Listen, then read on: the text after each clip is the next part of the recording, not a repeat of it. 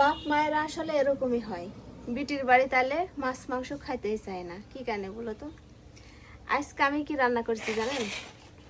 আজকে আবার আমার বাড়িতে আমার আব্বা এসেছে, আর আজকে রান্না করেছি মানে আজকে সকালের লাহারি আমার আব্বার পছন্দের সিদ্ধ ভাত। এই সিদ্ধ ভাত আমার আব্বা এতটা পছন্দ করে, মানে ওই ভুনা খিচুড়ি টিচুড়ি আমরা করি না খিচুড়ি, তো ওগুলা খেলে নাকি আমার আব্বার গ্যাস হয়। আর এই সিদ্ধ ভাত আমার আব্বার অনেক পছন্দ, তাই আজকে আব্বার পছন্দের সিদ্ধ ভাত করেছি। তাও আবার সিদ্ধ ভাত মরিচ পেঁয়াজ দিয়ে খাবে। আর অনেক দিন থেকে বাড়িতেও সিদ্ধ ভাত খাওয়া হয়নি, তাই বাড়ির সবার জন্যই কিন্তু আজকে সিদ্ধ ভাত করেছি।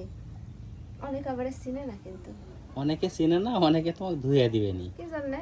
বাপ আলছে বাড়িত, আর এই কাজের খাবার দিচ্ছ তুমি বাপে। আমার বাপ এই সিদ্ধ ভাতই খেতে পছন্দ করে, আর আমার বাপ এটাই যে খেতে চাচ্ছে। তো এই যে মুসুর কলাই ডাল দিয়ে আজকে সিদ্ধ ভাত করেছি, পেঁয়াজ মরিচ সরিষার তেল দিয়ে খাওয়া হবে। আমার বাপ, আমি বাপের বিটি, আর আমার বাপ কি পছন্দ করে সেটা আমি জানি। না, তাড়াতাড়ি যাও। আচ্ছা, ও বাড়ির থেকে তুলে আলি সব আবার দিয়ে দিতে যে